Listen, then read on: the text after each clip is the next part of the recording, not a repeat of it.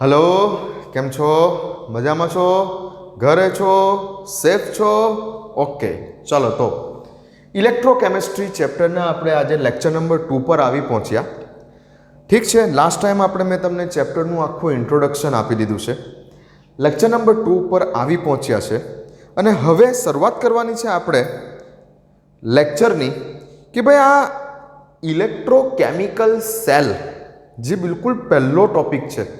Electrochemical cell વિદ્યુત રાસાયણિક કોષની આઈડિયા કઈ રીતે ડેવલપ થઈ, વિદ્યુત રાસાયણિક કોષની આઈડિયા ડેવલપ કઈ રીતે થઈ. તો 11મા ધોરણનું જ ફરી પાછું એક ઉદાહરણ લઈને શરૂઆત કરીશું. 11મા ધોરણમાં એક ઉદાહરણ હતું કે તમે એવી એક આકૃતિ હતી કંઈક કે એક પાત્રમાં તમે શું કર્યું તો કે એક પાત્રમાં તમે કોપર સલ્ફેટનું દ્રાવણ ભર્યું. શું ભર્યું? કોપર સલ્ફેટનું દ્રાવણ. જનરલી ભૂરા રંગનું હોય, ભૂરા રંગનું, ઠીક છે ને. કોપર સલ્ફેટનું સોલ્યુશન જનરલી ભૂરા રંગનું દ્રાવણ હોય.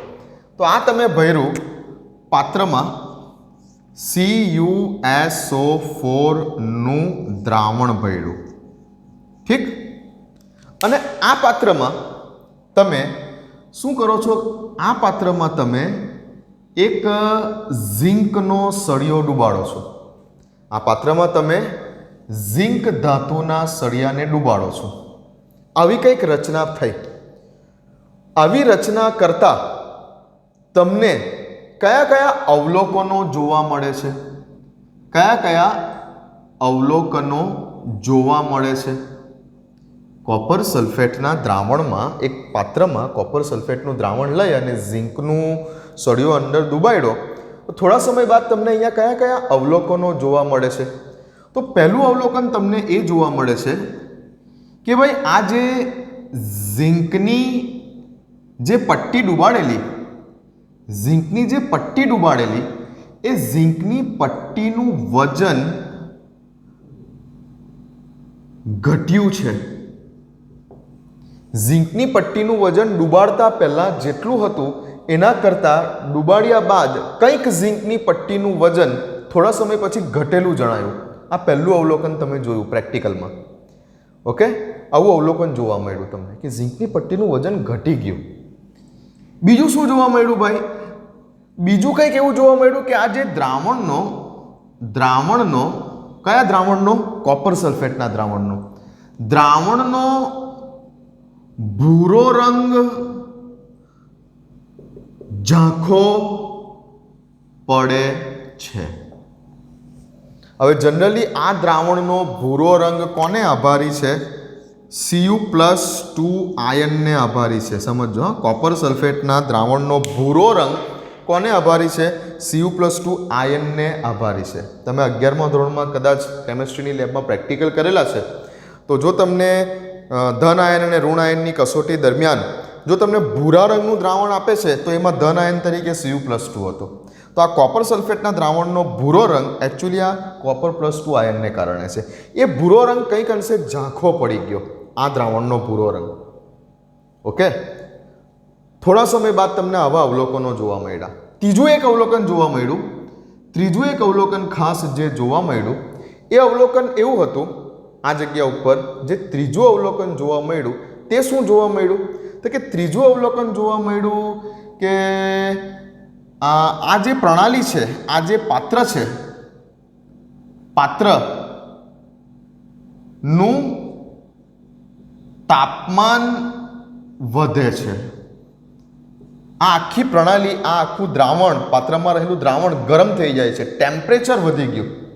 તો આવા બધા અવલોકનો જોવા મળ્યા જ્યારે તમે કોપર સલ્ફેટના દ્રાવણ ભરેલા પાત્રમાં ઝિંકની પટ્ટીને ડુબાડી તો 15-20 મિનિટ પછી તમને આવા બધા અવલોકનો જોવા મળ્યા. લખી દો. તો આપણે ડાયરેક્ટ ઇલેક્ટ્રોકેમિકલ સેલ ઉપર નથી જવું, બેઝિકથી શરૂઆત કરીએ.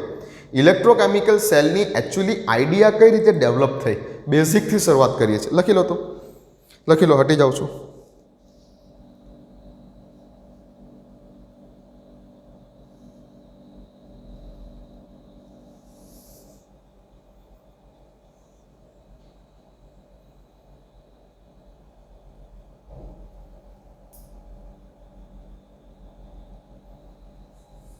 ઓકે, લખી લીધું? ચાલો, તો હવે દરેકના આપણે કારણ જાણવાનો પ્રયત્ન કરીએ કે ભાઈ અહીંયા શું થયું હશે, આ જગ્યા ઉપર શું થયું હશે. તો દ્રાવણમાં આ બધા અવલોકનો જોવા મળ્યા હશે. હવે આપણે વાત કરીએ છીએ આ બધા કારણોની. ધ્યાન આપજો. લખી લીધું છે આ? ઓકે.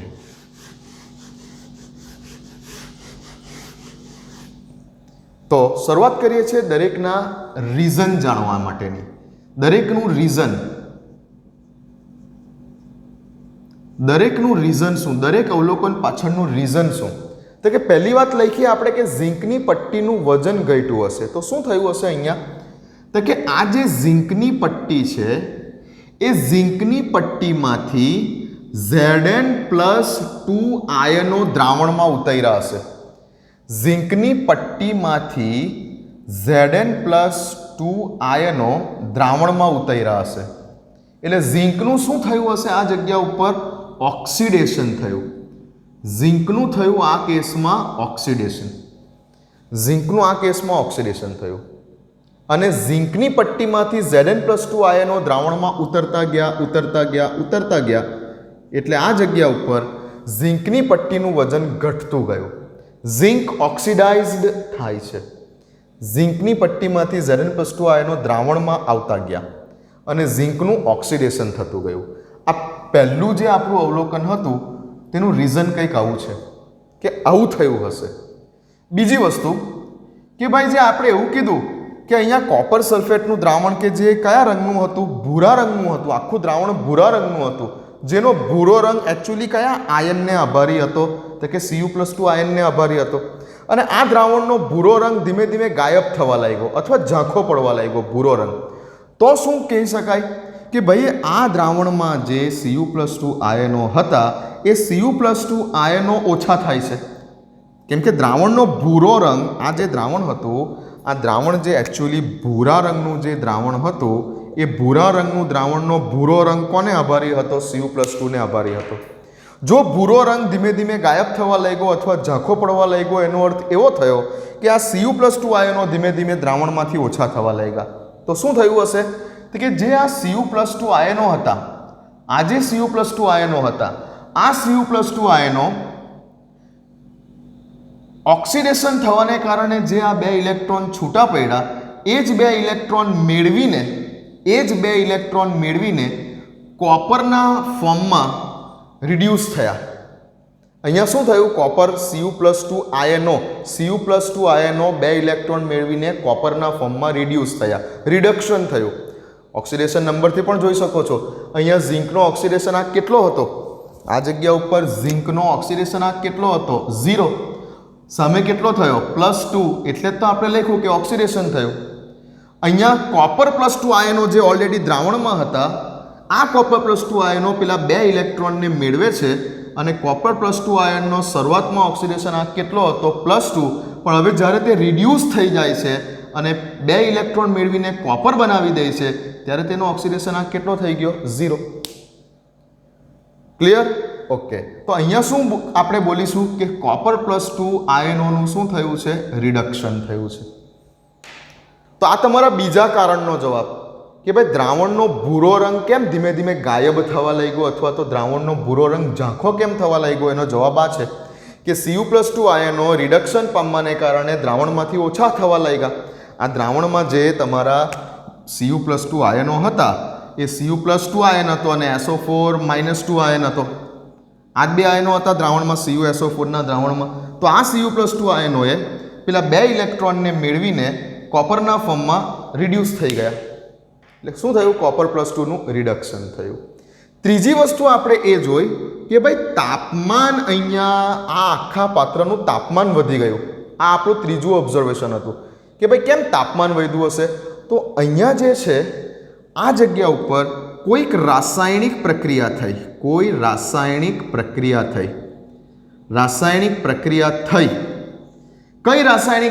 થઈ? તો કે તમે જોઈ શકો છો ઓક્સિડેશન અને રિડક્શનની રાસાયણિક પ્રક્રિયા થઈ. ઇન શોર્ટ બોલું, રાસાયણિક પ્રક્રિયા થઈ. કઈ રાસાયણિક પ્રક્રિયા થઈ? રેડોક્સ પ્રક્રિયા થઈ. રેડોક્સ પ્રક્રિયા થાય છે. પ્રક્રિયા પાછી આપમેળે થાય છે. આપમેળે થાય છે। આ જગ્યા ઉપર તમારે બીજું કંઈ કરવાની જરૂર નથી। પાત્રમાં ઝીંકની પટ્ટી ડુબાડી દીધી એટલે એની જાતે પ્રક્રિયા ચાલુ થઈ ગઈ। આપમેળે પ્રક્રિયા થાય છે। આપમેળે પ્રક્રિયા થાય છે। કઈ પ્રક્રિયા થાય છે? રેડોક્સ પ્રક્રિયા થાય છે। આપમેળે થાય છે। આપમેળે થાય છે એટલે બોલી શકો છો કે ડેલ્ટા જી <0 છે। અને આ પ્રક્રિયા થવાથી કંઈક એનર્જી છૂટી પડે છે। કંઈક ઉર્જા છૂટી પડે છે। આ પ્રક્રિયા થવાથી કંઈક ઉર્જા છૂટી પડે છે અને જે ઉર્જા છૂટી પડે છે એ જ એનર્જી શેમાં રૂપાંતરિત થાય છે? તાપમાનમાં। ને એને જ કારણે જે આપણું આ ટેમ્પરેચર હતું એ ટેમ્પરેચર વધે છે। ટેમ્પરેચર વધવાનું કારણ આ હતું કે ભાઈ દ્રાવણમાં કોઈક રાસાયણિક પ્રક્રિયા થઈ। કેવી રાસાયણિક પ્રક્રિયા થઈ? તો કે ઓક્સિડેશનની અને રિડક્શનની, એટલે બોલો કે રેડોક્સ પ્રક્રિયા થઈ। આ પ્રક્રિયા આપમેળે થઈ। આ પ્રક્રિયા થવાને કારણે કંઈક એનર્જી રિલીઝ થઈ, કંઈક ઉર્જા છૂટી પડી અને એ જ છૂટી પડતી ઉર્જા શેમાં ફેરવાય છે? ઉષ્મીય ઉર્જામાં કન્વર્ટ થાય છે અને તમારા પાત્રનું જે તાપમાન છે એ વધે છે। તો રેડોક્સ પ્રક્રિયા તો થઈ, પણ આ જગ્યા ઉપર રેડોક્સ પ્રક્રિયા એક જ પાત્રમાં થઈ, એટલે બોલો આ જગ્યા ઉપર કે ડાયરેક્ટ કોઈ રેડોક્સ રિએક્શન થઈ। અને આ ડાયરેક્ટ રેડોક્સ રિએક્શન એક જ પાત્રની અંદર ઓક્સિડેશન પણ થયું, રિડક્શન પણ થયું, આવી કંઈક ડાયરેક્ટ રેડોક્સ રિએક્શન પ્રક્રિયા થવાને કારણે ટેમ્પરેચર વધી ગયું। તો આ તમારા જે 3 અવલોકનો જોવા મળતા હતા એ 3 અવલોકનોના રીઝન્સ આ હતા કે આવું થવાને કારણે અવલોકનો આપણને જે છે તે જોવા મળ્યા। પણ આ જગ્યા ઉપર પ્રોબ્લેમ શું થયો કે આ જે એનર્જી છે આ એનર્જીનો ઉપયોગ આપણે વિદ્યુત ઉર્જા ઉત્પન્ન કરવામાં નહીં કરી શક્યા। અહીંયા આપણી જે આ એનર્જી છે એ તાપમાનના ફોર્મમાં, ઉષ્મીય ઉર્જાના ફોર્મમાં વેડફાઈ ગઈ। આ જે છૂટી પડતી એનર્જી હતી, કેમિકલ રિએક્શન થવાને કારણે, રાસાયણિક પ્રક્રિયા થવાને કારણે જે એનર્જી પ્રોડ્યુસ થઈ, રાસાયણિક પ્રક્રિયા અંદર થઈ, કઈ રાસાયણિક પ્રક્રિયા થઈ? રેડોક્સ પ્રક્રિયા થઈ। અને આ રેડોક્સ પ્રક્રિયા થવાને કારણે જે એનર્જી છૂટી પડી એ એનર્જીનો આપણે ઉપયોગ નહીં કરી શક્યા। એ એનર્જી તાપમાનના ફોર્મમાં જે છે એ ટેમ્પરેચરના ફોર્મમાં આપણે બોલો કે વેડફાઈ ગઈ। પણ આપણો એમ તો શું છે આ ચેપ્ટરનો? આપણો આ ચેપ્ટરને શીખવા માટેનો એમ શું છે? તો કે ભાઈ રાસાયણિક ઉર્જામાંથી કોઈ પણ રીતે આપણે શું ડેવલપ કરવું છે? વિદ્યુત ઉર્જા। રાસાયણિક ઉર્જામાંથી આપણે વિદ્યુત ઉર્જા ઉત્પન્ન કરવી છે। આપણા ચેપ્ટરનો આજ તો એમ છે, હેતુ જ આ છે। ચેપ્ટરનું નામ શું છે? ઇલેક્ટ્રોકેમિસ્ટ્રી। તો કેમિકલ રિએક્શન થકી આપણે ઇલેક્ટ્રિકલ એનર્જી એટલે કે વિદ્યુત પ્રવાહને ઉત્પન્ન કરવાનો છે। રાસાયણિક પ્રક્રિયા થકી આપણે વિદ્યુત ઉર્જા મેળવવી છે। પણ અહીંયા રાસાયણિક પ્રક્રિયા થઈ, ઓક્સિડેશન, રિડક્શન, રાસાયણિક પ્રક્રિયા થઈ, પણ એ પ્રક્રિયાનો ઉપયોગ આપણે જે એનર્જી છૂટી પડી એ એનર્જીનો ઉપયોગ આપણે વિદ્યુત ઉર્જા ઉત્પન્ન કરવામાં નહીં કરી શક્યા। તો હવે કંઈક એવું કરીએ કે આ છૂટી પડતી એનર્જીનો ઉપયોગ આ તાપમાનના ફોર્મમાં તે વેસ્ટ નહીં જાય, દ્રાવણને ગરમ કરવામાં આ એનર્જી તમારી વેસ્ટ નહીં જાય અને આ છૂટી પડતી એનર્જીમાંથી કંઈક આઈડિયા લગાવીને વિદ્યુત ઉર્જા ઉત્પન્ન થાય તેવું કંઈક કરીએ। તો અહીંયાથી ડેવલપ થાય છે કોન્સેપ્ટ ઇલેક્ટ્રોકેમિકલ સેલનો। ક્લિયર? અહીંયાથી હવે ઇલેક્ટ્રોકેમિકલ સેલનો કોન્સેપ્ટ ડેવલપ થશે। ઇલેક્ટ્રોકેમિકલ સેલની આઈડિયા હવે ડેવલપ થશે કે આવી રીતે જે રાસાયણિક પ્રક્રિયા થઈ, રેડોક્સ પ્રક્રિયા, અને એને કારણે જે એનર્જી છૂટી પડી એ એનર્જીને ગમે તે રીતે હવે શેમાં કન્વર્ટ કરો? ડાયરેક્ટ મેથડથી નહીં, ઇનડાયરેક્ટ મેથડથી શેમાં કન્વર્ટ કરો? વિદ્યુત ઉર્જામાં કન્વર્ટ કરો। તો હવે ડેવલપ થવા જઈ રહેલો છે ઇલેક્ટ્રોકેમિકલ સેલનો આઈડિયા। લખી લો, આ બેઝિક છે, આ જરૂરી છે, બેઝિક છે, લખી લો। વિડીયોને પોઝ કરો, લખી લો। ચાલો,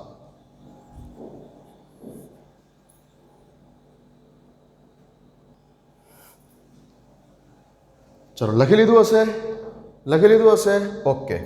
તો આ જગ્યા પરથી હવે ડેવલપ થાય છે આઈડિયા ઇલેક્ટ્રોકેમિકલ સેલ માટેની। અને મેં તમને એક હોમવર્ક આપેલું હતું લાસ્ટમાં, લેક્ચર નંબર 1માં મેં તમને એક હોમવર્ક આપેલું હતું।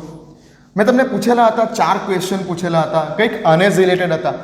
જો આ ઓક્સિડેશન અને રિડક્શનને હવે ભેગી પ્રક્રિયા લખું, આ ઓક્સિડેશન પ્રક્રિયા છે, આ રિડક્શન પ્રક્રિયા છે, આ બેને ભેગી કરીને લખું तो जो हूँ आ बेने भेगी करीने लखूँ, आ बेने जो हूँ भेगी करीने लखूँ तो अहींयाथी इलेक्ट्रॉन इलेक्ट्रॉन कैंसल करूँ अने हवे हूँ भेगी करीने लखूँ बंनेने तो शुं आवशे तो के Zn प्लस शुं आवशे आ Cu+2 गिव्स सामे शुं छे आ Zn+2 અને પ્લસ નીચે શું છે આ Cu. મેં તમને કંઈક આવું ઇક્વેશન આપેલું હતું અને 4 સવાલ પૂછેલા હતા. ઓકે ને? ચાલો, તો આવું ઇક્વેશન આપેલું અને મેં તમને 4 સવાલ પૂછેલા હતા કે ભાઈ કોનું રિડક્શન થાય છે, કોનું ઓક્સિડેશન થાય છે, કોણ ઓક્સિડેશન કરતા છે અને કોણ રિડક્શન કરતા છે. ઓકે, પહેલાં એનો આન્સર આપી દઉં હું તમને. આ જગ્યા ઉપર ઝીંકનું ઓક્સિડેશન, આ કેટલો ઓક્સિડેશન નંબર કેટલો છે 0, કોપરનો કેટલો છે +2, ઝીંકનો અહીંયા કેટલો છે +2 અને અહીંયા કોપરનો કેટલો છે 0. આ જગ્યા ઉપર ધોરણ 11ની મેથડ મુજબ આપણે એક એરો ઝીંકથી ઝીંક પર બતાવીએ, એક એરો કોપરથી કોપર પર બતાવીએ. આ જગ્યા ઉપર તમે જોઈ શકો છો કે ઝીંકનું ઓક્સિડેશન આ પહેલાં 0 હતો, પછી +2 થયો, એટલે શું થયું કહેવાય ઓક્સિડેશન. તો જે તમારો પહેલો સવાલ હતો નંબર 1, ખાલી જગ્યાનું ઓક્સિડેશન થાય છે, તો કોનો ઓક્સિડેશન આંક વધ્યો તો કે ઝીંકનો. પહેલા કેટલો હતો 0, પછી કેટલો થયો +2, તો જવાબ શું છે તમારો ઝીંક, Zn. ઝીંકનું ઓક્સિડેશન થયું. બીજો સવાલ એવો હતો મારો કે ખાલી જગ્યાનું રિડક્શન થાય છે. ઓકે, તો અહીંયા જુઓ કે કોપરનો ઓક્સિડેશન આંક પહેલાં કેટલો હતો +2 અને સામે કેટલો થઈ ગયો 0, એટલે ઓક્સિડેશન આંકમાં ઘટાડો થયો. તો બોલી શકાય કે કોપર +2 રિડ્યુસ થઈને કોપરમાં ફેરવાઈ ગયું, એટલે કોપર +2નું રિડક્શન થાય છે, કોપરનું નહીં, કોપર +2 આયનનું રિડક્શન થાય છે. તો અહીંયા જવાબ શું લખશો Cu+2 નું રિડક્શન થાય છે. સમજી લો, કેટલાકે તમારામાંથી જે જવાબ આપ્યા કેટલાકે અહીંયા માત્ર કોપરનું રિડક્શન થાય છે એવું લખ્યું. કોપરનું રિડક્શન નથી થતું, કોપર +2 આયન પોતે રિડ્યુસ થાય છે અને કોપરમાં ફેરવાય છે, એટલે કોપર +2નું રિડક્શન થાય છે. આનો ઓક્સિડેશન આંક જે +2 હતો તે સામે થઈને 0 થઈ ગયો, તો કોપર +2 આયનનું રિડક્શન થાય છે. અને ઝીંકનો ઓક્સિડેશન આંક જે પહેલાં 0 હતો તે ફેરવાઈને +2 થઈ ગયો, તો ઝીંકનું ઓક્સિડેશન થઈ ગયું કહેવાય. સામે શું થયું તે નથી લખવાનું તમારે, કોનું ઓક્સિડેશન થયું તો કે ઝીંકનું પહેલાં 0 હતો અને +2 થયો, તો પહેલાં કેટલો હતો 0, એ વધીને +2 થયો. વધીને કેટલો થયો કે ઘટીને કેટલો થયો તેની સાથે મતલબ નથી. વધીને કેટલો થયો કે વધીને ઘટીને કેટલો થયો તેની સાથે લેવા દેવા નથી. પહેલાં કેટલો હતો 0, પછી વધ્યો કે ઘટ્યો તો કે વધ્યો, એટલે વધારો થયો એટલે આનું ઓક્સિડેશન થયું. પહેલાં કેટલો હતો +2, પછી સામે વધ્યો કે ઘટ્યો તો કે ઘટ્યો, પણ કોનો ઘટ્યો? આનો ઘટ્યો ને, તો આનું રિડક્શન થયું. તો આનું શું થયું? Reduction, copper +2. અને આ ઝીંકનું શું થયું? ઓક્સિડેશન. જ્યારે પણ આ ટાઈપના કોઈ ક્વેશ્ચન આવી જાય શોર્ટ ક્વેશ્ચનમાં, ત્યારે તમારે નિપજ તરફ જોવાનું જ નથી, નિપજ તરફ જોવાનું જ નથી. નિપજ તરફ શું બન્યું એ તમારો આન્સર ક્યારેય નહીં હોઈ શકે. તમારો આન્સર આમાંથી જ છે, તમારો આન્સર પ્રક્રિયક બાજુથી જ મળશે. તમારા 4 આન્સર તમને પ્રક્રિયક બાજુથી જ મળશે. તમારે નિપજ તરફ ધ્યાન જ નથી આપવાનું, તમને બધા આન્સર પ્રક્રિયક તરફથી જ મળશે. ઓકે, તો તમારા કોઈ પણ આન્સરમાં મેં તમને જે 4 ક્વેશ્ચન પૂછેલા એ 4 ક્વેશ્ચનના કોઈ પણ આન્સરમાં આ 2 જવાબ તો નહીં જ આવે, આ 2 જવાબ તો નહીં જ આવે. ઓકે, નિપજ તરફના જોવાના જ નથી. ઓપ્શનમાં આપેલા હોય તો નિપજ તરફની વસ્તુ જોવાની જ નથી. હા, જોવાની છે ખરી, ચેક કરવા માટે કે ભાઈ વધે છે કે ઘટે છે એટલું ચેક કરવા માટે જોવું પડે.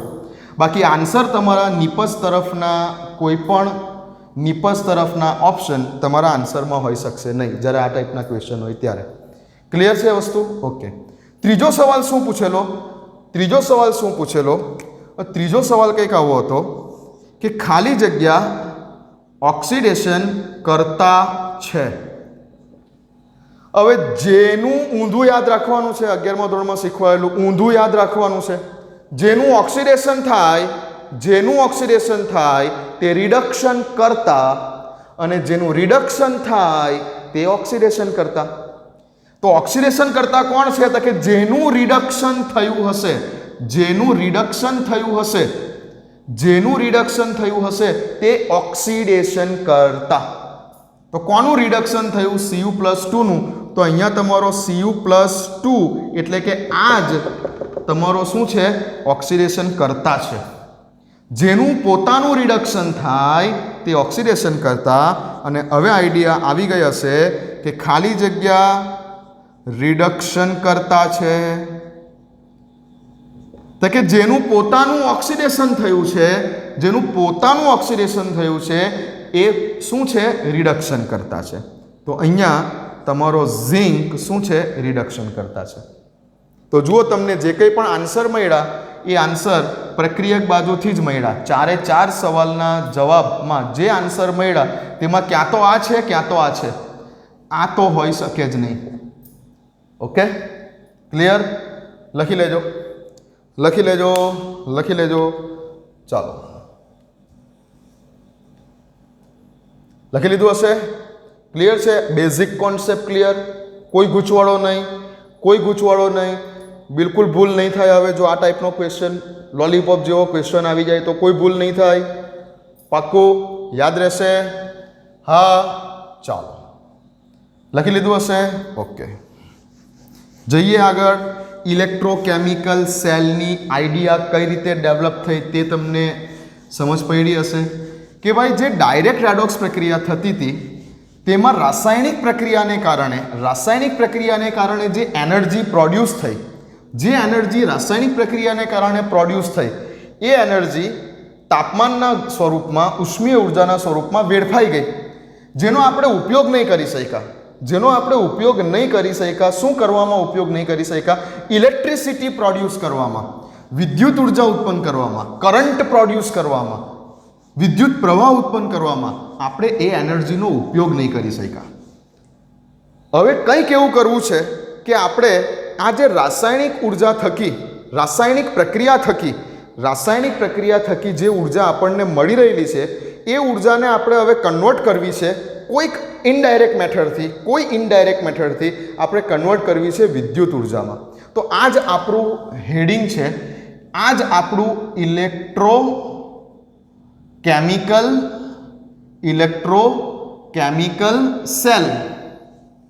ઇલેક્ટ્રોકેમિકલ સેલ, વિદ્યુત રાસાયણિક કોષ, ગુજરાતીમાં વિદ્યુત રાસાયણિક કોષનો હેતુ જ આ છે. કેટલીક વાર પૂછાઈ જાય કે ઇલેક્ટ્રોકેમિકલ સેલનો પ્રિન્સિપલ જણાવો. વિદ્યુત રાસાયણિક કોષનો પ્રિન્સિપલ જણાવો. વિદ્યુત રાસાયણિક કોષનો પ્રિન્સિપલ એટલે કે સિદ્ધાંત જણાવો. જો સાહેબે ભૂલ કરી અહીંયા એક બોલી શકો છો? હે દાઢીવાળા સાહેબ, તમે અહીંયા શું ભૂલ કરી નાખી? હે વત્સ, મેં ભૂલ કરી નાખી, મેં પ્રિન્સિપલનો સ્પેલિંગ ખોટો લખી કાઢ્યો. આ પ્રિન્સિપલ તો આચાર્ય થયા તમારા સ્કૂલના, મારે તો સિદ્ધાંત લખવું છે. પ્રિન્સિપલ, ઓકે, સિદ્ધાંત. શું સિદ્ધાંત છે? વિદ્યુત રાસાયણિક કોષનો સિદ્ધાંત શું છે? કયા સિદ્ધાંત ઉપર કાર્ય કરે છે? તો વિદ્યુત રાસાયણિક કોષ કયા સિદ્ધાંત ઉપર કાર્ય કરે છે? રાસાયણિક ઉર્જા, રાસાયણિક પ્રક્રિયા થકી જે ઉર્જા ઉત્પન્ન થાય છે એટલે કે રાસાયણિક ઉર્જાનું વિદ્યુત ઉર્જામાં રૂપાંતર. It is the principal of electrochemical cell. Electrochemical સેલનો સિદ્ધાંત જણાવો. ઇલેક્ટ્રોકેમિકલ સેલનો સિદ્ધાંત છે રાસાયણિક ઉર્જાનું વિદ્યુત ઉર્જામાં રૂપાંતર, two convert chemical energy into electric energy. આ સિદ્ધાંત ઉપર કાર્યરત છે. કોણ કાર્યરત છે? વિદ્યુત રાસાયણિક કોષ, ઇલેક્ટ્રોકેમિકલ સેલ. લખી લો, ચલો લખી લો. વિડીયોને પોઝ કરો, વિડીયોને પોઝ કરીને લખી લો. ઓકે ઓકે, ચાલો લખી લીધું હશે. હા, આ ઇલેક્ટ્રોકેમિકલ સેલને બીજા શબ્દોમાં કોઈક વાર તમને એક્ઝામમાં ગેલ્વેનિક સેલ તરીકે પણ શબ્દ આવી શકે છે. ઇલેક્ટ્રોકેમિકલ સેલને એક્ઝામમાં ગેલ્વેનિક કોષ તરીકે પણ બોલી શકાય છે. એનું બીજું નામ છે ગેલ્વેનિક કોષ, અથવા તેનું બીજું નામ છે વોલ્ટેઇક કોષ. આ બધા એના નામો છે.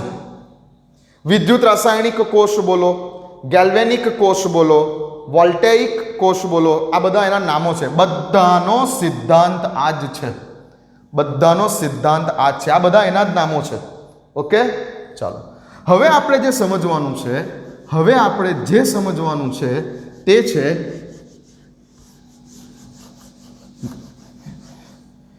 ઝિંક અને કોપરનો ઉપયોગ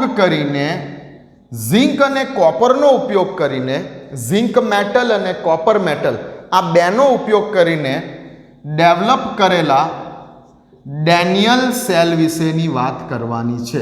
ડેનિયલ કોષ વિશેની વાત કરવાની છે, જે એકચ્યુઅલી સિલેબસમાં આપેલું છે. તે એકચ્યુઅલી સિલેબસમાં આ આપેલો છે. ઘણા બધા પ્રકારના વિદ્યુત રાસાયણિક કોષ હોઈ શકે છે. અથવા બોલો કે ગેલ્વેનિક કોષ હોઈ શકે છે, અથવા બોલો કે વોલ્ટેઇક કોષ હોઈ શકે છે. ઘણા બધા પ્રકારના હોઈ શકે છે. There are various type of electrochemical cell. ઘણા બધા પ્રકારના હોઈ શકે છે. બટ અત્યારે જે આપણને સિલેબસમાં આપેલું છે તે ઝિંક અને કોપરનો ઉપયોગ કરીને બનાવેલા વિદ્યુત રાસાયણિક કોષ, કે જેને બોલવામાં આવે છે ડેનિયલ કોષ. ડેનિયલ કોષ એક પ્રકાર છે. કોનો પ્રકાર છે? વિદ્યુત રાસાયણિક કોષનો એક પ્રકાર છે ડેનિયલ કોષ. ગેલ્વેનિક કોષનો એક પ્રકાર છે ડેનિયલ કોષ. વોલ્ટેઇક કોષનો એક પ્રકાર છે ડેનિયલ કોષ. તો ડેનિયલ કોષ એ વિદ્યુત રાસાયણિક કોષનો એક પ્રકાર છે. આવા ઘણા બધા કોષ હોઈ શકે છે. બટ આપણને સિલેબસમાં આપેલું છે ઝિંક અને કોપરનો ઉપયોગ કરીને બનાવેલા વિદ્યુત રાસાયણિક કોષ, કે જેને બોલવામાં આવે છે ડેનિયલ કોષ. તો ડેનિયલ કોષ એટલે શું? ઝિંક અને કોપરનો ઉપયોગ કરીને બનાવેલો વિદ્યુત રાસાયણિક કોષ.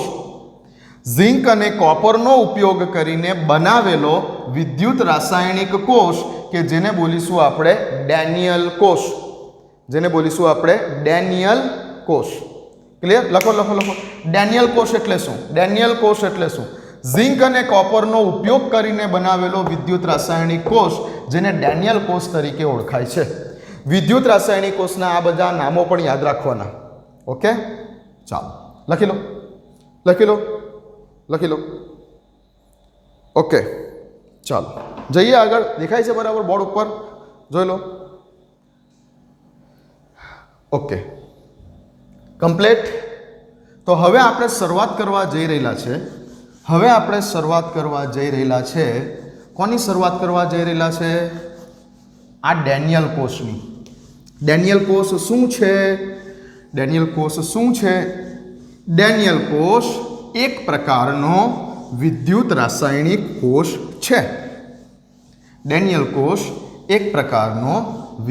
રાસાયણિક કોષ છે. તો શરૂઆત કરવા જઈ રહેલા છે આપણે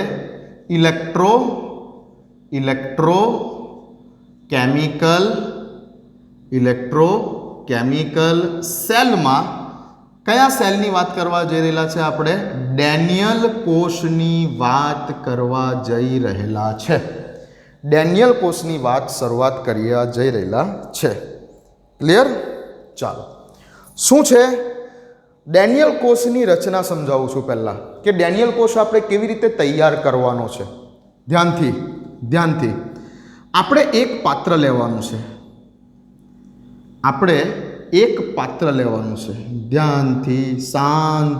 ધ્યાનથી સમજજો. આ બધા પહેલા છે ને શરૂઆતના 1 2 3 4 લેક્ચર છે ને, એકદમ કોન્સેપ્ટને ક્લિયર કરી દો.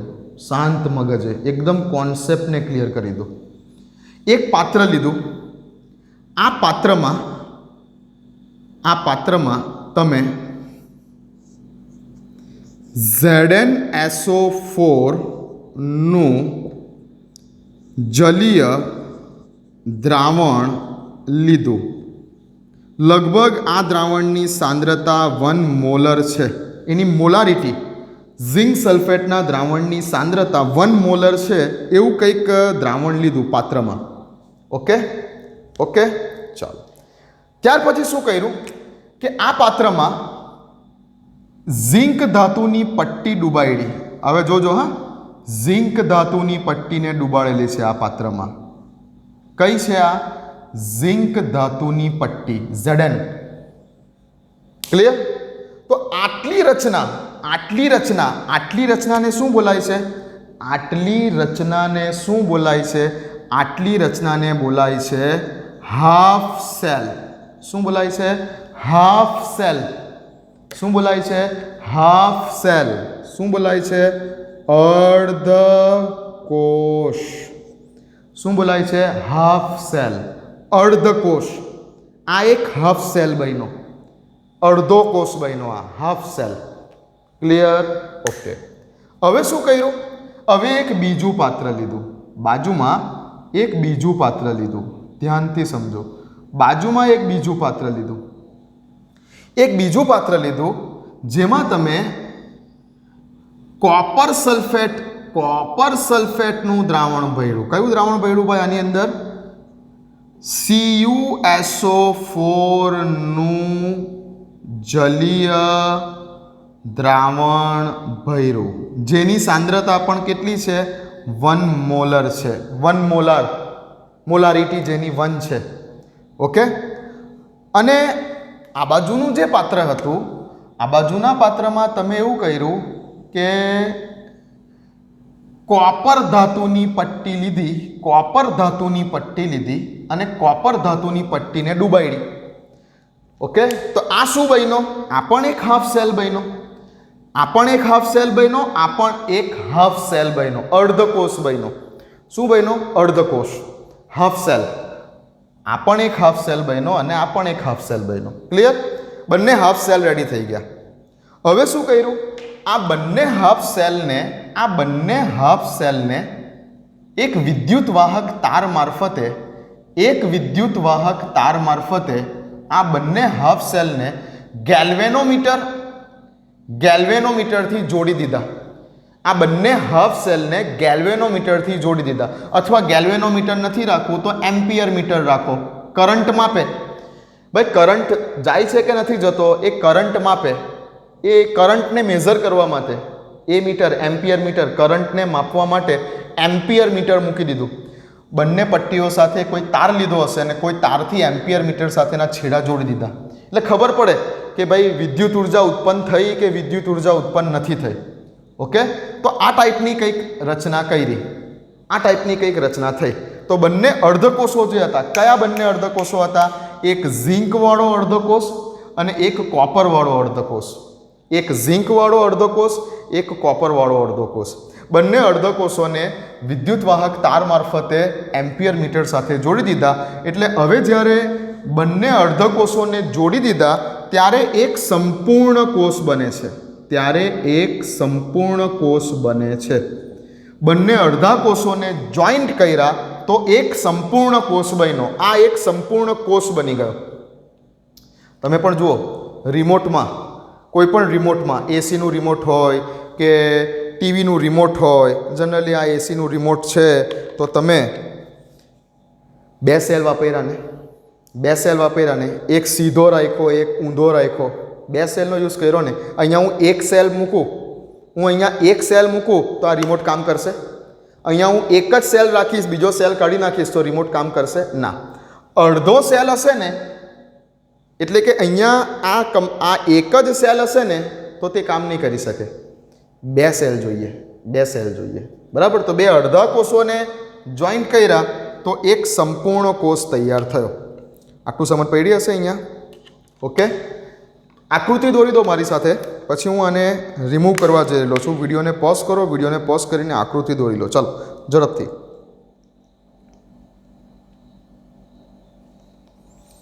દોરી દીધી હશે? દોરી દીધી હશે? ઓકે, ચાલો. તો આટલું લખી કાઢ્યું હશે, આ જગ્યા પર આટલું લખી કાઢ્યું હશે, આકૃતિ દોરી કાઢી હશે. હા, કમ્પ્લીટ લખાઈ ગયું આટલું. ઓકે.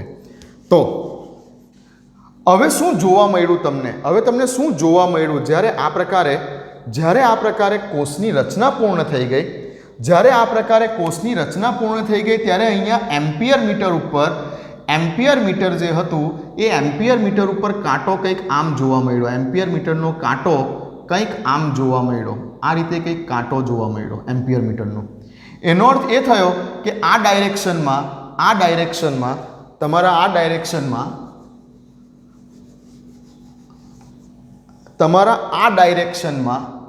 દિશામાં વિદ્યુત પ્રવાહ એટલે કે કરંટ ફ્લો થાય છે. વિદ્યુત પ્રવાહ તમારી આ ડાયરેક્શનમાં ફ્લો થઈ રહેલો છે. આવું કંઈક ખબર પડી. કાંટો આમ આવ્યો આમ, એટલે વિદ્યુત પ્રવાહ આ ડાયરેક્શનની અંદર ચાલે છે. આવું કંઈક ખબર પડી. ઓકે. એકચ્યુઅલી ગેલ્વેનોમીટર ડાયરેક્શન બતાવે, ડાયરેક્શન ઓફ કરંટ બતાવે ગેલ્વેનોમીટર. એમ્પિયર મીટર તો કેટલા એમ્પિયરનો કરંટ જાય છે તે બતાવે. પણ સમજો કે અહીંયા આ ડાયરેક્શનમાં કાંટો વળ્યો, ખબર પડી કે ભાઈ કરંટ આમ ચાલે. ઓકે. અહીંયા શું થયું હશે? આ જગ્યા ઉપર જે આપણો આ ઝિંક હતો, આ ઝિંકમાંથી Zn+2 બન્યા અને 2 ઇલેક્ટ્રોન છૂટા પડ્યા. આ ઝિંકની પ્લેટમાંથી શું થયું? ધીમે ધીમે તો કે Zn+2 આયનો દ્રાવણમાં આવવા લાગ્યા. Zn+2 આયનો દ્રાવણમાં આવવા લાગ્યા. અને આ જે 2 ઇલેક્ટ્રોન છૂટા પડ્યા, જુઓ બરાબર સમજો, 2 ઇલેક્ટ્રોન છૂટા પડ્યા. 2 ઇલેક્ટ્રોન, એ ઇલેક્ટ્રોન સળિયા ઉપર રહી ગયા. અને આ સળિયા મારફતે જે ઇલેક્ટ્રોન છૂટા પડે છે, હવે આ તો 1 મોલ ઝિંક હતો તો અહીંયા બતાવ્યું. હવે તો અસંખ્ય ઝિંક હશે ને ઝિંકના એની અંદર. ઝિંકના સળિયામાં આવા અસંખ્ય ઝિંકના પરમાણુઓ હશે ભાઈ, એટલે ઘણા બધા ઇલેક્ટ્રોન્સ હશે. તો ઇલેક્ટ્રોન છૂટા પડ્યા અને ઇલેક્ટ્રોન છૂટા પડી અને કોના તરફ જવા લાગ્યા? આ ઇલેક્ટ્રોન બધા કોના તરફ આવવા માંડ્યા? તો કે કોપર તરફ આવવા લાગ્યા. ઓકે. અને કોપર તરફ આવવા લાગ્યા એટલે જેવા ઇલેક્ટ્રોન કોપરના સળિયા તરફ આવ્યા, તેવો જ અહીંયા આ કોપર સલ્ફેટમાં 2 આયનો હતા, Cu+2 અને SO4-2. આવા 2 આયનો હતા. એકચ્યુઅલી ઝિંક સલ્ફેટ જે છે, આ ઝિંકના આયનો આની અંદર અહીંયા પણ ઓલરેડી Zn+2 ને SO4-2 છે જ. પણ આ Zn+2 આયનો ક્યાંથી ઉતર્યા? તો કે ઝિંકના સળિયામાંથી દ્રાવણમાં ઉતર્યા. ઓલરેડી દ્રાવણમાં પણ Zn+2 અને SO4-2 આયનો ઓલરેડી હતા જ પહેલેથી. આ તો વધારાના Zn+2 આયનો ઉતર્યા. શેમાંથી? ઝિંકના સળિયામાંથી દ્રાવણમાં ઉતર્યા. આ બાજુ કોપર સલ્ફેટના દ્રાવણમાં Copper+2 અને SO4-2 આયનો હતા, જે પૈકી આ Copper+2 આયનો પેલા ઇલેક્ટ્રોનને જોઈને લલચાઈ ગયા, કેમ કે એ પોતે પોઝિટિવ ચાર્જ હતો. ઇલેક્ટ્રોનને જોઈને લલચાઈ ગયા એટલે તરત જ આ Cu+2 આયનો પેલા ઇલેક્ટ્રોન તરફ જે ઇલેક્ટ્રોન આવતા હતા તે ઇલેક્ટ્રોનને ખેંચવા લાગ્યા. જે ઇલેક્ટ્રોન આવતા હતા ઝિંક તરફથી કોપર તરફ, જે ઇલેક્ટ્રોન આવતા હતા તે ઇલેક્ટ્રોનને જોઈને એકદમ જ હરખાઈ ગયા. અને આ ઇલેક્ટ્રોનને મેળવીને આ Cu+2 આયનો કે જે ઓલરેડી દ્રાવણમાં રહેલા Cu+2 આયનો એ ઉપરથી આવતા ઇલેક્ટ્રોનને જોઈને ઇલેક્ટ્રોન તરફ એટ્રેક્ટ થયા અને Cu+2 ઇલેક્ટ્રોન મેળવીને રિડ્યુસ થઈ ગઈ કોપર મેટલમાં. અહીંયા જોયો કે ઓક્સિડેશન થયું છે. ઝિંકના સળિયામાંથી Zn+2 આયન બન્યા છે, ઇલેક્ટ્રોન છૂટા પડ્યા છે, ઓક્સિડેશન થયું છે. Copper+2નો ઓક્સિડેશન આ પહેલાં +2 હતો, જે ઇલેક્ટ્રોન મેળવે છે પોતે રિડ્યુસ થાય છે અને અહીંયા રિડક્શન અનુભવે છે. સમજ પડે છે? તો આ જગ્યા ઉપર Cu+2 આયનો પેલા ઇલેક્ટ્રોનને જોઈને હરખાઈ જાય છે અને ઇલેક્ટ્રોનને ગેઇન કરે છે અને પોતે રિડ્યુસ પામે છે અને કોપર મેટલના ફોર્મમાં ફેરવાય છે. તો અહીંયા શું થયું? तो कि आ भाग में कई प्रोसेस थई तो कि आ बाजुना भाग में रिडक्शननी प्रोसेस थई अने आ बाजुना भाग में कई प्रोसेस थई ऑक्सिडेशननी प्रोसेस थई अने बंने अलग अलग पात्र में थई आ जग्या उपर बंने प्रोसेस अलग अलग पात्र में थई इनडायरेक्ट वे में थई आनी आगलू जे उदाहरण बतावेलुं तेमां एक ज पात्र में ऑक्सिडेशन अने एक ज पात्र में रिडक्शन बंने वस्तु एक ज पात्र में थती होय आनी आगली टॉपिक हमणां जे आनी पहेला बतावेलुं ते याद करो तो एक ज पात्रनी अंदर आ एक ज पात्रनी अंदर के जेमां CuSO4 नुं द्रावण हतुं अने मैं बतावेलुं के मैं झींकनो सळियो डूबाड्यो छे तो झींकનું ऑक्सिडेशन થવું અને Cu+2નું રિડક્શન થવું બંને એક જ પાત્રમાં થતું હતું ડાયરેક્ટ રેડોક્સ પ્રક્રિયા થતી હતી આપણે આ રેડોક્સ પ્રક્રિયાને ઇનડાયરેક્ટ કરી દીધી બંને અલગ અલગ પાત્રમાં કરી દીધી હવે બંને અલગ અલગ પાત્રમાં થવા લાગી એટલે તમે જોઈ શકો છો કે ઇલેક્ટ્રોન જે છે એ ઇલેક્ટ્રોનને એક તરફથી બીજી તરફ જવું પડે છે અને વચ્ચે આપણે આ જે છે તે મૂકેલું છે અહીંયા ગેલ્વેનોમીટર કે એમ્પિયરમીટર તે મેઝર કરે છે કે એકચ્યુઅલી કેટલો કરંટ પ્રોડ્યુસ થયો આ જગ્યા ઉપર આપણે આ ઓક્સિડેશન અને આ રિડક્શન આ ઓક્સિડેશન અને આ રિડક્શન પ્રક્રિયા એટલે કે રેડોક્સ પ્રક્રિયાઓનો ઇનડાયરેક્ટ રીતે ઉપયોગ કરીને વિદ્યુત પ્રવાહનું વહન પોસિબલ બનાવ્યું જુઓ અહીંયા તમારી એનર્જી જે પ્રોડ્યુસ થઈ એ પ્રોડ્યુસ થતી એનર્જી વિદ્યુત પ્રવાહના ફોર્મમાં ઇલેક્ટ્રિક એનર્જીના ફોર્મમાં ટ્રાન્સફર થવા લાગી હવે તમે કહેશો કે સર આ બાજુ ઇલેક્ટ્રોન તો આમ જઈ રહેલા છે ઇલેક્ટ્રોન તો આમ જઈ રહેલા છે તમે વિદ્યુત પ્રવાહની દિશા તો આમ બતાવી ઇલેક્ટ્રોન તો આમ જઈ રહેલા છે અને તમે વિદ્યુત પ્રવાહની દિશા તો આમ બતાવી હવે તમારા ફિઝિક્સના સાહેબને પૂછજો અથવા તમારા ફિઝિક્સના સાહેબે તમને શીખવાડ્યું હશે ઇલેક્ટ્રોનની ડાયરેક્શન અને કરંટની ડાયરેક્શન હંમેશા ઓપોઝિટ હોય આવું તમને ફિઝિક્સના સાહેબે શીખવાડ્યું હોય તો ખબર નહીં જો કોઈ વાહક તાર છે આ કોઈ વાહક તાર છે અને તમે એવું માનો કે ઇલેક્ટ્રોન આમ જઈ રહેલા છે આ વાહક તારમાંથી તો તમને કોઈ પૂછે કે આમાં કરંટની ડાયરેક્શન બતાવો બે પોઈન્ટ આપી દઉં પોઈન્ટ A અને point B electron A point ઉપરથી B પોઈન્ટ ઉપર જઈ રહેલા છે તો કરંટ કઈ દિશામાં જતો હશે તો કરંટની ડાયરેક્શન જે હશે તે B થી A તરફની હશે करंटनी डायरेक्शन बी थी ए तरफनी हशे जे डायरेक्शन में इलेक्ट्रॉन नो प्रवाह होय एना करता ऑपोजिट डायरेक्शन में करंट फ्लो थतो होय ओके आवुं फिजिक्स में खबर हशे ना खबर होय तो जाणी लो इलेक्ट्रॉन नी दिशा अने करंट नी दिशा एकबीजाने ऑपोजिट होय ना खबर होय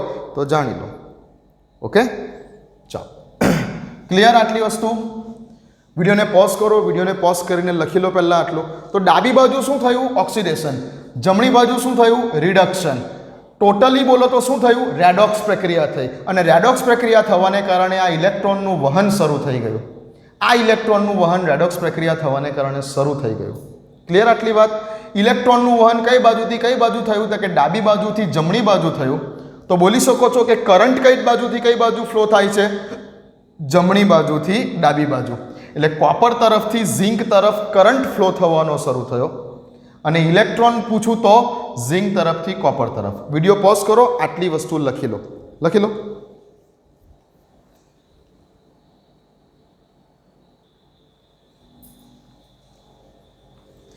ચાલો લખી લીધું હશે ઓકે ડાબી બાજુ શું થયું ઓક્સિડેશન જમણી બાજુ શું થયું રિડક્શન ओके फ्लो જોઈ લીધો ઇલેક્ટ્રોનનો ફ્લો કઈ બાજુથી કઈ બાજુ છે કરંટનો ફ્લો I કઈ બાજુથી કઈ બાજુ છે જોઈ લીધો હશે ઓકે હવે ફરી પાછો અહીંયા ધ્યાન આપો મારે બે શબ્દો આપવા છે મારે અહીં તમને બે શબ્દો આપવા છે મારે એક શબ્દ આપવો છે આ જગ્યા ઉપર મારે એક શબ્દ આ જગ્યા ઉપર ડેવલપ કરવો છે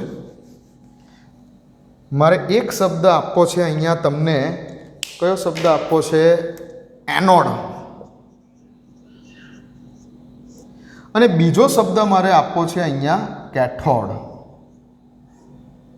ध्यान आपो एनोड एटले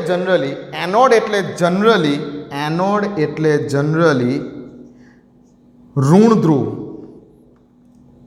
फिजिक्स में जानता हशो हवे आ तो आटलुं तो ऋण ध्रुव અને કેથોડ એટલે જનરલી ધન ધ્રુવ. વિદ્યુત વિભાજનમાં બેટરી સાથે જ્યારે જોઈન કરો ને ત્યારે પાછા બંનેનો અર્થ બદલાઈ જાય. બેટરી સાથે જોઈન કરેલા હોય ત્યારે પાછો બંનેનો અર્થ બદલાઈ જાય. એ તમને વિદ્યુત વિભાજન કોર્સમાં બતાવીશ કાં તો વાત કરીશ. બેટરી સાથે ફિઝિક્સમાં જ્યારે તમે શ્રેણી જોડાણ, સમાંતર જોડાણ કે કંઈ એક વાત કરો છો, બેટરી સાથે તમે જ્યારે જોઈન કરો છો, બેટરી સાથે જોઈન કરો છો, જે મોટી લાઈન હોય તેને પ્લસ, જે નાની લાઈન હોય તેને માઇનસ, બેટરીના સિમ્બોલમાં મોટી લાઈન સાથે જે જોડેલો હોય તેને એનોડ બોલવાનો અને નાની લાઈન સાથે જેને જોડેલો હોય તેને કેથોડ બોલવાનો. આ બેટરીના ફોર્મમાં બદલાઈ જાય છે પાછા એનોડ અને કેથોડ. હા, આપણે વિદ્યુત રાસાયણિક કોષના સંદર્ભમાં વાત કરીએ છીએ. આ ફિઝિક્સની ભાષામાં બેટરી સાથે જ્યારે જોડો છો તો બેટરીના ધન છેડા સાથે જેને જોડેલું હોય તેને એનોડ કહેવાય. બેટરીના ધન છેડા સાથે જેને જોઈન્ટ કરો તે એનોડ, અને બેટરીના ઋણ છેડા સાથે જેને જોઈન્ટ કરો તે કેથોડ. અને એ પણ સમજી શકો છો યાર કે બેટરીના ધન છેડા સાથે એનોડ જોઈન્ટ કર્યો છે, બેટરીના ઋણ છેડા સાથે કેથોડ જોઈન્ટ કર્યો છે ફિઝિક્સની ભાષામાં, બેટરીના ફોર્મમાં. બટ હવે અહીંયા સમજો વિદ્યુત રાસાયણિક કોષમાં કેમ એનોડ અને કેથોડ અહીંયા મેં કીધા, તો અહીંયા જુઓ, અહીં ઝિંકનું શું થયું, આ જગ્યા ઉપર ઝિંકનું શું થયું, ઓક્સિડેશન લખેલું છે મેં, ઓક્સિડેશન. ઓક્સિડેશન થયું એટલે Zn+2 આયનો તો દ્રાવણમાં આવવા લાગ્યા. Zn+2 આયનો તો દ્રાવણમાં આવવા લાગ્યા. આ સળિયા ઉપર શું બાકી રહ્યા, ઇલેક્ટ્રોન. એટલે આ જે સળિયો છે એ નેગેટિવ ચાર્જ બની ગયો, નેગેટિવ ચાર્જ ધરાવતો બની ગયો, કેમ કે ઇલેક્ટ્રોન તેના ઉપરથી થઈને જઈ રહેલા છે. એટલે આ સળિયા ઉપર કયો ચાર્જ ડેવલપ થયો, નેગેટિવ. તો આ સળિયા ઉપર નેગેટિવ ચાર્જ ડેવલપ થયો, નેગેટિવ ચાર્જ ડેવલપ થયો સળિયા ઉપર. અને જે જગ્યા ઉપર નેગેટિવ ચાર્જ ડેવલપ થાય તેને આપણે બોલીશું એનોડ. કેટલાક એમ પણ કહેશે કે જ્યાં ઓક્સિડેશન થાય તેને એનોડ બોલીશું, એ પણ સાચું છે. જ્યાં ઓક્સિડેશન થાય તેને એનોડ બોલવાનો, ઓકે, એ રીતે પણ સમજો. અથવા જ્યાં નેગેટિવ ચાર્જ ડેવલપ થાય તેને કેથોડ બોલવાનો. અને અહીંયા Cu+2 પેલા ઇલેક્ટ્રોનને જોઈને આ સળિયા પર આવવાના ને, Cu+2 પેલા ઇલેક્ટ્રોનને જોઈને આ સળિયા તરફ એટ્રેક્ટ થવાના ને. દ્રાવણમાં રહેલા Cu+2 ઇલેક્ટ્રોનને જોઈ છે, એકદમ હરખાઈ જાય છે અને તરત જ સળિયા તરફ જવાના ને. તો આ જગ્યા ઉપર આ એનોડ, તો આને બોલીશું આપણે કેથોડ. ઓકે, બીજા શબ્દોમાં કે જે જગ્યા પર રિડક્શન થાય તેને કેથોડ બોલીશું. જે જગ્યા ઉપર રિડક્શન થાય તેને કેથોડ બોલીશું. ક્લિયર છે? જે જગ્યા ઉપર ઓક્સિડેશન થાય તેને શું બોલીશું, એનોડ બોલીશું. અને જે જગ્યા ઉપર રિડક્શન થાય તેને શું બોલીશું, કેથોડ બોલીશું. એનોડ એટલે જનરલી ઋણ ધ્રુવ. વિદ્યુત રાસાયણિક કોષના સંદર્ભમાં એનોડ એટલે ઋણ ધ્રુવ અને કેથોડ એટલે ધન ધ્રુવ. લખી લો, લખી લો, એનોડ અને કેથોડ, એનોડ અને કેથોડ, એનોડ અને કેથોડ. આ પોઝિટિવ, આ નેગેટિવ. એનોડ એટલે નેગેટિવ, કેથોડ એટલે પોઝિટિવ. એનોડ એટલે ઓક્સિડેશન જ્યાં થાય તેને એનોડ કહેવાનો, રિડક્શન જ્યાં થાય તેને કેથોડ કહેવાનો. લખી લીધું? લખી લીધું? વિડીયોને પોઝ કરો, વિડીયોને પોઝ કરીને લખી લો.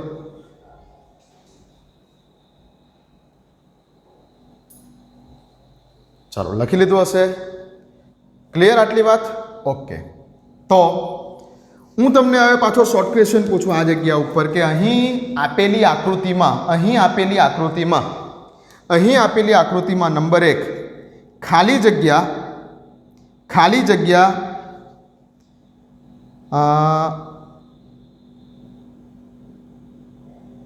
નેગેટિવ હાફ સેલ છે. કોણ? ઝિંક કે કોપર? ઝિંક કે કોપર? બસ આ બેમાંથી જ જવાબ છે, તો ઝિંક. બીજો સવાલ પૂછો, ઉપર આપેલી આકૃતિમાં ખાલી જગ્યા ઓક્સિડેશન હાફ સેલ છે. આટલો તો અડધો કોષ ને, આ અડધો કોષ, આ બીજો અડધો કોષ, બંને અડધો કોષોને જોડેલા તો સંપૂર્ણ કોષ બનેલો. તો હાફ સેલનો અર્થ થાય અર્ધ કોષ, હાફ સેલનો અર્થ થાય અર્ધ કોષ. ખાલી જગ્યા ઓક્સિડેશન હાફ સેલ છે, એટલે આ બે બાજુ જે છે એમાંથી કઈ જગ્યા ઉપર ઓક્સિડેશનની પ્રક્રિયા થાય છે? તો કે ઝિંક ઉપર, ઝિંક. ઓકે. ત્રીજો સવાલ પૂછું, ખાલી જગ્યા લેફ્ટ સાઈડનો હાફ સેલ છે. હવે એ તો આકૃતિ જોઈને જ ખબર પડે છે કે બેમાંથી ડાબી બાજુએ શું છે? ઝિંક. ઓકે. અને ચોથો સવાલ પૂછું કંઈક કે ખાલી જગ્યા એનોડ છે. ખાલી જગ્યા એનોડ છે. જ્યાં ઓક્સિડેશન થયું તેને એનોડ. તો શું બોલો? એનોડ છે અથવા પૂછે કે એનોડ હાફ સેલ છે, હાફ સેલ છે, તો પણ જવાબ શું આવ્યો? ઝિંક. ક્લિયર વાત છે આટલી? તો જો મેં કેટલી રીતે સવાલને બદલીને પૂછી શક્યા. ખાલી જગ્યા નેગેટિવ હાફ સેલ છે, ઝિંક. ખાલી જગ્યા પર ઓક્સિડેશન થાય તેવો હાફ સેલ છે, ઝિંક. ખાલી જગ્યા ડાબી બાજુ રહેલો હાફ સેલ છે, ઝિંક. ખાલી જગ્યા એનોડ હાફ સેલ છે, જ્યાં ઓક્સિડેશન થયું તે જ તમારું જે છે એનોડ. જ્યાં ઓક્સિડેશન થાય તેને જ એનોડ હાફ સેલ કહેવાય, તો બી ઝિંક. તો આને યાદ રાખો કે તમે લોન લઈ રહેલા છો. આના કરતાં ઓપોઝિટ. આ બધી વસ્તુ હું આના માટે પણ પૂછી શકું છું, પણ એના કરતાં ઓપોઝિટ યાદ રાખવાનું છે તમારે. આને યાદ રાખવા માટે લોન યાદ રાખો. Left side half cell, O oxidation half cell, A anode half cell, N negative half cell. LOAN loan શબ્દ યાદ રાખો. એટલે ડાબી બાજુની બધી જ વસ્તુ માટે કયો શબ્દ યાદ રાખો? લોન. હવે કદાચ આ બાજુ પૂછું તો હવે ખાલી જગ્યા પોઝિટિવ હાફ સેલ છે, કોપર વાળો. ખાલી જગ્યા ઓક્સિડેશન હાફ સેલ છે, કોપર વાળો. ખાલી જગ્યા રાઈટ સાઈડનો હાફ સેલ છે, કોપર વાળો. ખાલી જગ્યા કેથોડ હાફ સેલ છે, કોપર વાળો. આ બધા કરતા ઓપોઝિટ કરી દેવાનું. ક્લિયર? અહીંયા યાદ રાખો શબ્દ લોન. લખી લો. 4 ક્વેશ્ચન આવા લખી દો અને બીજા 4 ક્વેશ્ચન આના માટે જાતે લખી દો. અહીંયા નેગેટિવ પૂછ્યું છે તો બાજુમાં લખજો ખાલી જગ્યા પોઝિટિવ છે. અહીંયા ઓક્સિડેશન પૂછ્યું છે તો બાજુમાં લખજો રિડક્શન. અહીંયા લેફ્ટ સાઈડ પૂછ્યું છે તો બાજુમાં લખજો રાઈટ સાઈડ. અહીંયા એનોડ લખ્યું છે તો બાજુમાં લખજો કેથોડ. જાતે લખી દો ક્વેશ્ચન. ઓકે, લખી લીધા? ચાલો. તો આ પહેલાં તો તમને ખાલી રચના સમજાવી છે. રચના અત્યારે ખાલી મેં તમને ઇલેક્ટ્રોકેમિકલ સેલની રચના બતાવી છે. એના બેઝિક ઉપર લઈ ગયો છું કે શું છે. થિયરી તો હજુ મેં સ્ટાર્ટ જ નથી કરી. ઓકે, પહેલાં બધા ટર્મ્સ શીખી લો. દરેક વસ્તુને બોલતા શીખી દો. આ બધા શબ્દોના પર્યાય સમજતા શીખી જાઓ. Oxidation, reduction. હવે શીખી ગયા કે ઓક્સિડેશન એટલે એનોડ જ અને રિડક્શન એટલે કેથોડ જ. એનોડને હંમેશા ડાબી બાજુએ દર્શાવવાનો. એનોડને હંમેશા આકૃતિ જોવામાં કે લખતી વખતે એનોડને હંમેશા ડાબી બાજુએ અને કેથોડ હશે તે હંમેશા જમણી બાજુએ, રાઈટ સાઈડ ઉપર. આવા બધા ટર્મ્સ શીખી લો, જાણી લો. હજુ આપણે થિયરી તો શરૂઆત કરી જ નથી. ઓકે, બુકની રીતે ચાલવા જાઉં ને 5 મિનિટની અંદર આ થિયરીને પતાવી શકું છું, પણ એ બુકમાંથી ભણાવવું મને યોગ્ય જ નથી લાગતું. હું છે ને છોકરાઓને જ્યાં સુધી આખો કોન્સેપ્ટ નહીં ક્લિયર કરાવું ને ત્યાં સુધી મને પોતાને સારું નહીં લાગે. ઓકે, શીખી ગયા આટલી વાત શીખી ગયા. હવે આનું વર્કિંગ શું છે અને કેવી રીતે કામ કરે છે. આની અંદર બીજી પણ એક વસ્તુ તમને બતાવવાની છે, સોલ્ટ બ્રિજ વિશે. પણ હવે આ લેક્ચર ઘણો લાંબો થવા માંડ્યો એટલે આપણે આને અહીંયા અટકાવી દઈએ છીએ. અત્યારે આપણે ખાલી આની રચના શીખ્યા છે, થિયરીની શરૂઆત કરી જ નથી. ઇલેક્ટ્રોકેમિકલ સેલની રચના શીખ્યા છે. હજુ એની કાર્ય પદ્ધતિ તમને બતાવવાની બાકી છે. હજુ આની અંદર ક્ષાર સેતુનો કોન્સેપ્ટ બાકી છે. આ બધી વાતો કરીશું ધીમે ધીમે શાંતિથી. પહેલાં એક થિયરીને બરાબર ધ્યાનથી સમજી લો. ભલે 1, 2, 3 લેક્ચર જાય તો વાંધો નહીં. ક્લિયર? આટલી વાત કમ્પ્લીટ? ચાલો, તો નેક્સ્ટ ટાઈમ વાત કરીશું હવે આના વર્કિંગ ઉપર. આપણે આના વર્કિંગ ઉપર કામ કરીશું. આકૃતિ દોરી રાખજો. ઓકે, આપણા કોઈ લેક્ચર જે કંઈ પણ છે લગભગ મિનિમમ તમને 50 થી 60 મિનિટના હશે જ. 50 થી 60 મિનિટના હશે જ. કોઈ લેક્ચર આપણા જે છે એ 30-35 મિનિટોના નહીં હોય, 30-35-25 મિનિટોના આપણા કોઈ લેક્ચર નહીં હોય, કેમ કે સિંગલ સિટિંગ ઉપર કામ કરવાનું છે. જ્યાં સુધી તમે તમારું સિટિંગ નહીં વધારો, એક ધારું વાંચન કરવાની મેથડ નહીં વધારો, ત્યાં સુધી હવે તમારો ઉદ્ધાર નથી, સમજી લેજો. એક ધારું તમારે કન્ટિન્યુઅસ 3 કલાક 4 કલાક બેસીને વાંચવું જ પડશે, એના સિવાય ઉદ્ધાર નથી. શરૂઆત કરો ધીમે ધીમે, ખાલી સિટિંગ વધારવાની શરૂઆત કરો. પહેલાં 1 કલાક કન્ટિન્યુઅસ વાંચવાની તૈયારી રાખો, પછી 1ના 1.5 કલાક પર જાઓ, 1.5ના 2 કલાક પર જાઓ. ઊભા થયા વગર કન્ટિન્યુઅસ સિટિંગ વધારવાનું છે. ઓકે, ચલો તો નેક્સ્ટ ટાઈમ હવે આપણે વર્કિંગથી સ્ટાર્ટ કરીશું ઇલેક્ટ્રોકેમિકલ સેલના. આજે તમને ખાલી ઇલેક્ટ્રોકેમિકલ સેલની ફિલિંગ્સ અપાવી છે કે શું છે, શું એનોડ છે, શું કેથોડ છે, કયો ઓક્સિડેશન હાફ સેલ છે, કયો રિડક્શન હાફ સેલ છે. એનોડ ઉપર ઓક્સિડેશન થાય, કેથોડ ઉપર રિડક્શન થાય. ઓક્સિડેશન થાય એટલે ઓક્સિડેશન નંબર વધે, રિડક્શન થાય એટલે ઓક્સિડેશન નંબર ઘટે. ઓક્સિડેશન થાય એટલે ઇલેક્ટ્રોન છૂટા પડે, રિડક્શન થાય એટલે ઇલેક્ટ્રોન મેળવે. એ બધી કોન્સેપ્ચ્યુઅલ વાતો જે છે એને માઇન્ડમાં રાખજો. ફરી એકવાર આ વિડીયો જોઈ લો, આ વિડીયોને ફરી એકવાર જોઈ લો, એટલે પછી નેક્સ્ટ ટાઈમ હવે વર્કિંગમાં મજા આવશે. ઓકે, ખૂબ ઇન્ટરેસ્ટિંગ ચેપ્ટર છે, મેં કીધું તે પ્રમાણે, બટ હવે તમારા ઉપર છો કે તમે કેટલા રેગ્યુલર છો. ચલો મળીએ.